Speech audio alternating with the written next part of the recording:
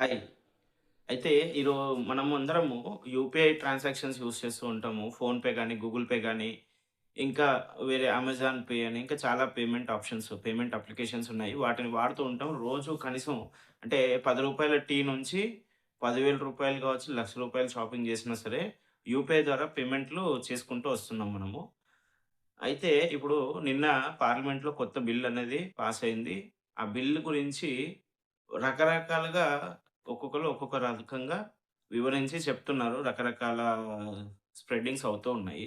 So, అసలైతే ఆ bill ఎగ్జాక్ట్‌గా ఏముంది? అసలు నిన్న పార్లమెంట్‌లో పాస్ అయిన ఆ బిల్లు గురించి మనం ఇక్కడ చూద్దాము. అందులో రూ. 2,000 దాటితే చార్జెస్ పడతాయని, అలాగే రూ. 1,50,00,000 కంటే టర్నోవర్ ఉన్న ఒక నిబంధన, ఒక కండిషన్ ఉంది. సో, దాని గురించి కానియండి, అట్లనే కొత్తగా చేంజ్ అయిన అసలు డైలీ లిమిట్ ఎంత? ఏంటిది? వీటికి సంబంధించిన ఇన్ఫర్మేషన్ మనము ఈ వీడియోలో విశ్లేషించుకుందాము.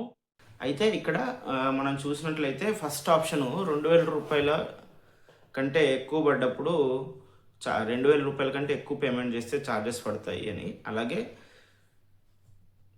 1,50,00,000 కంటే ఎక్కువ టర్నోవర్ ఉన్న బిజినెస్ వాళ్ళకి ఈ చార్జెస్ వర్తిస్తాయి అని చెప్పేసి ఉంది. అయితే ఈ సోషల్ మీడియాలో కొన్ని పుకార్లు కూడా అంటే కొంతమంది దీన్ని విచ్చలవిడితనాన్ని ఎంకరేజ్ చేసినట్టు ఉంటుంది. బ్యాంకులకు అవకాశం ఇచ్చినట్టు ఉంటుంది అన్నట్టుగా స్ప్రెడ్ చేస్తున్నారు. బట్ కాదు. గవర్నమెంట్ దీన్ని కస్టమర్స్‌కి అంటే నార్మల్‌గా మనలాంటి సాధారణ వ్యక్తులకి, సామాన్యులకు కానియండి, ఇబ్బంది అసలు కలగకుండా ఈ బిల్ అనేది రూపొందించారు. అట్లనే ఇంకొకటి ఏంటి అనంటే సామాన్యుల మానవులకే కాదు. అంటే మనలా కామన్ పర్సన్స్‌కే కాకుండా బిజినెస్‌లో గూడా చిన్న బిజినెస్‌లు చేసుకుంటూ ఉంటారు.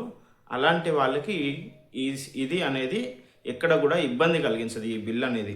సో, మనం ఇక్కడ ఇందులో ఏముందనేది ఒకసారి చూద్దాము. సో, కస్టమర్‌లకు అందరికీ వస్తుంది. మనం రూ. 2,000 రూ. 20,000 బిల్ చేసినా, రూ. 1,00,000 బిల్ చేసుకున్నా గానీ, అది మన ఇష్టం కాబట్టి, మనకు ఆల్రెడీ మనం అందులోనే టాక్స్ కడుతున్నాం కాబట్టి, కొత్తగా మళ్ళీ అందులో డిడక్షన్స్ అనేవి చేసుకోవడానికి ఉండదు. దీన్ని బిజినెస్ పర్సన్స్ నుంచి అంటే, ఇప్పుడు ఎవరి దగ్గరైతే మనం షాపింగ్ చేస్తామో, సో, 1,50,00,000 కంటే ఎక్కువ టర్నోవర్ ఉన్న వాళ్ళకి ఈ చార్జెస్ అనేది పడుతుందన్నట్టు. అయితే ఈ బిల్ ప్రకారం ఏంటి అనంటే, ఫర్ ఎగ్జాంపుల్ చూస్తే ఇప్పుడు రూ. 2,000 అనేది లిమిట్ అంటున్నాం గదా! రూ. 2,000 కంటే ఎక్కువ లిమిట్‌తోని అంటే ఈజీగా అర్థం అవ్వడానికి మనం రూ. 3,000 బిజినెస్ ఒక దగ్గర ఒక వస్తువు ఏదన్నా రూ. 3,000 కొన్నాము. మనము పేమెంట్ చేసాము. సో, అందులో నుంచి మర్చెంట్ అకౌంట్ అవుతుంది వాళ్ళది. మనం కస్టమర్స్. సో, మన దగ్గర నుంచి ఎటువంటి డిడక్షన్స్ అనేది ఉండదు యూపీఐకి. సో, మనం మన రూ. 3,000 పే చేస్తాం. సో, ఇక్కడ మనం ఎటువంటి ప్రాబ్లమ్‌లో అంటే మనకెటువంటి డబ్బులనేది కట్ అవ్వట్లేదు. ఇక ఎవరికి కట్ అవుతాయి? మర్చెంట్‌కి. వాళ్ళకి మనం 3,000 పే చేసినాక ఇప్పుడు 0.3% అనో లేకపోతే 0.5% అనో ఒక లిమిట్ ఒక పర్సెంటేజ్ పెట్టుకొని ఈ ట్రాన్సాక్షన్‌లో వాళ్ళకు జరిగిన ట్రాన్సాక్షన్‌లో ఏదైతే పేమెంట్ వస్తుందో అందులో నుంచి కట్ అయిపోయి ఇప్పుడు ఫర్ ఎగ్జాంపుల్ రూ. 3,000 అనుకున్నాం గదా! ఈ 3,000లో రూ. 2,991 అనేది మర్చెంట్‌కి వెళ్తుంది. ఈ పైనున్న రూ. 9 అనేది యూపీఐ ట్రాన్సాక్షన్స్ వాళ్ళకి వెళ్తుంది. సో, ఇక్కడ కస్టమర్‌గా మనకు ఎటువంటి భారం అనేది పడట్లేదు. సో, సామాన్య మనుషులకి. అలాగే ఈ రూ. 2,991 వాళ్ళకి ఆల్రెడీ వచ్చేసాయి గాబట్టి, ఈ రూ. 9 కట్టడంలో వాళ్ళకి కూడా ప్రాబ్లమ్ ఉండదు. ఎందుకు ఉండదు అనంటే ఇక్కడ ఇది అందరికీ వేయట్లేదు. ఎవరైతే రూ. 1,50,00,000 కంటే ఎక్కువ టర్నోవర్ ఉన్న వాళ్ళకి. సో, 1,50,00,000 కంటే ఎక్కువ టర్నోవర్ ఉన్న వాళ్ళకి ఈ ట్రాన్సాక్షన్స్ గురించి అసలు ఆలోచించే అవకాశం కూడా చాలా తక్కువగుంటుంది. ఎందుకనంటే చిన్న బిజినెస్ వాళ్ళకైతే ప్రాబ్లమ్ ఉండదు. ఇక్కడ చిన్న బిజినెస్ అంటే రూ. 1,50,00,000 1 ఇయర్‌లో టర్నోవర్ చేయలేని బిజినెస్‌లు. ఇప్పుడు మనం చూసుకున్నట్లయితే మనం జనరల్‌గా 1,50,00,000 టర్నోవర్ అనంటే నెలకు 10,00,000కు పై మాటే. నెలకు 10,00,000 కంటే ఎక్కువ బిజినెస్ చేసేవాళ్ళు చాలా తక్కువ మంది ఉంటారు. సో, వాళ్ళకి ఎటువంటి ఇబ్బంది ఉండదు. అంటే మనకు కౌంట్ పరంగా ఎక్కువ ఉన్నట్టు అనిపించినప్పటికీ, వాళ్ళకి కూడా దీని గురించి అసలు ఆలోచించరు వాళ్ళు. జనరల్‌గా టాక్స్ కడుతున్నట్టుగానే ఇది కూడా వాళ్ళకు గుర్తుండిపోతుంది కాబట్టి, ఇది పెద్దగా ఇబ్బందుండదు. ఇది కూడా వాళ్ళకి ఈజీగా అయిపోతుంది. సో, దీనివల్ల ఎవరు కూడా ఎస్పెషల్లీ సామాన్య ప్రజలు గానియండి, చిన్న వ్యాపారాలు చేసుకునే వాళ్ళు కానియండి, కంగారు పడే అవసరమైతే ఈ బిల్లు పరంగా లేదు. ఎవరికీ అలాంటి నష్టమైతే ఏ ప్రభుత్వం ఉన్నా గూడా చేయదు. ఇక్కడ మనము ఏ ప్రభుత్వం ఉన్నా సరే ఒకటి గుర్తుంచుకోవాలి. ప్రజలకి ఎంతో కొంత మంచి చేసేటందుకనే ఆలోచన చేస్తుంది. అలాగే ఫస్ట్ టైము యూపీఐ యూజ్ చేస్తున్న వాళ్ళు కావచ్చు, లేదు అనంటే పిన్ రీజనరేట్ చేయడం ఇలాంటివి చేసినప్పుడు కూడా 5,000 వరకు అంటే మొదటి 24 గంటల్లో కేవలం 5,000 వరకే ట్రాన్సాక్షన్ చేసుకోవడానికి అవకాశం ఉంటుంది. ఆ 24 అవర్స్ తర్వాత మనకనేది ఎక్కువ ట్రాన్సాక్షన్స్ రెగ్యులర్‌గా చేసుకోవడానికి యాక్సెస్ అనేది ఇస్తారు.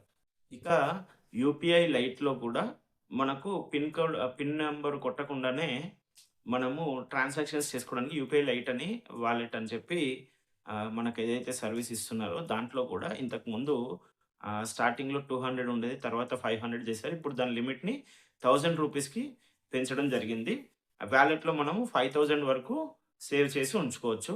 సో, దీని ద్వారా ఏంటి అనంటే, మనం ఎవరికైనా ట్రాన్సాక్షన్ చేస్తున్నప్పుడు అంటే ఏదన్నా ఆన్‌లైన్ ద్వారా కూడా ఏదన్నా క్యూఆర్ కోడ్‌లు ఇట్లాంటివి పంపించినా, లేకపోతే ఎవరన్నా మనకు ఎదుటి వాళ్ళు క్యూఆర్ కోడ్‌తో మనల్ని స్కామ్ చేయాలనుకున్నా కూడా, మనం సేఫ్ సైడ్‌గా ఈ వాళ్ళ బ్యాంక్ అకౌంట్ నేమ్ గూడా క్లియర్‌గా కనిపిస్తుంది. అంటే ఆహ్, స్కామ్ అంటే చిన్న చిన్న స్కామ్స్ మనము చూస్తూ ఉంటాము. కొన్ని చోట్ల వాళ్ళకి తెలియకుండా వాళ్ళని మోసం చేయడానికి వేరే వాళ్ళు క్యూఆర్ కోడ్ మార్చేసి పెట్టుకోవడాలు ఇట్లాంటివి గూడా మనము వీడియోలో చూస్తున్నాం కదా! అలాంటివి ఎక్కడైనా జరిగినా, లేదు ఎవరైనా మనకు రాంగ్ నేమ్‌తోని ఆహ్, వాళ్ళ క్యూఆర్ కోడ్‌ని ఇస్తున్నారు అని అనిపిస్తే, ఫర్ ఎగ్జాంపుల్ ఒక వ్యక్తి పేరు ఏ అనుకుంటే, అక్కడ మనం క్యూఆర్ కోడ్‌తోని స్కాన్ చేసినప్పుడు ఏ అని కనిపిస్తుంది.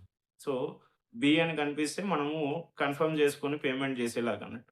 సో, అది ఒరిజినల్ నేమ్‌ని బ్యాంక్ అకౌంట్ పాస్‌బుక్‌లో ఏదైతే నేమ్ ఉంటుందో, ఆ నేమ్ ఉండేలాగా సెక్యూరిటీ అనేది కనిపిస్తూ ఉంటుందన్నట్టు. ఇక మెయిన్‌లీ మనం ఈ వీడియో చేసింది ఏంటి అనంటే, ఎస్పెషల్లీ నిన్న పార్లమెంట్‌లో వచ్చిన కొత్త బిల్ గురించి రకరకాల రూమర్స్ అనేది ఫేస్‌బుక్‌లో ఒక్కొక్కళ్ళకి అంటే జనరల్‌గా కొన్ని సోషల్ మీడియా ప్లాట్‌ఫార్మ్స్‌లో గూడా వాట్సాప్‌లో గావచ్చు, గ్రూప్స్‌లో రకరకాలు ఎవరికి తోచింది వాళ్ళుగా ఒక మెసేజ్ రాసి దాన్ని ఫార్వర్డ్ చేస్తూ ఉన్నారు. సో, దీని గురించి మనము ఒక చిన్న అవగాహన లాగా ఒక వీడియో చేయాలి అనన్న ఉద్దేశంలో ఈ వీడియో చేశాము. సో, దీనివల్ల ఎస్పెషల్లీ మనలాంటి సామాన్యులకు ఎటువంటి ఇబ్బందనేది ఉండదు. సో, కామన్ మ్యాన్‌కి ఎప్పుడు గూడా ఏ ప్రభుత్వం గూడా మాక్సిమము నష్టం చేసే ఆలోచన అంత ఈజీగా చేయదు. సో, అలాగే ఆహ్, ఇలాంటి ఇన్ఫర్మేషన్ అంటే ఎస్పెషల్లీ కొంతవరకు చదువుకున్న వాళ్ళకి ఈ ఇన్ఫర్మేషన్ మీద కొంత అవగాహన ఉన్నప్పటికీ కొంచెం పాతకాలం వాళ్ళవ్వచ్చు. లేకపోతే అంటే ఓల్డ్ జనరేషన్ మనకంటే ఓల్డ్ జనరేషన్ పీపుల్‌కి ఎస్పెషల్లీ వయసు మీద పడ్డ వాళ్ళకి ఇవి కొంచెం తొందరగా అర్థం కాక వాట్సాప్‌లో వచ్చిన మెసేజ్‌లని తిప్పుకుంటూ ఉంటారు. సో, అలాంటి వారికి ఈ వీడియోని ఖచ్చితంగా షేర్ చేయండి. ఎందుకనంటే వాళ్ళకి ఈ ఇన్ఫర్మేషన్ అనేది క్లియర్‌గా ఉంటే బావుంటది. ఎందుకంటే మిస్‌లీడ్ ఇన్ఫర్మేషన్ ఇవ్వడం వల్ల వాళ్ళెక్కడన్నా నష్టపోతే ఆ తర్వాత వాళ్ళ కుటుంబానికి బాధనేది కలుగుతుంది. సో, అలా కలగకుండా ఉండడానికి ఈ వీడియో అనేది మనం చేస్తున్నాం. సో, ధన్యవాదాలు మరొకసారి తత్వమసి మీడియాని ఆదరిస్తున్నందుకు. జై హింద్, జై శ్రీరామ్.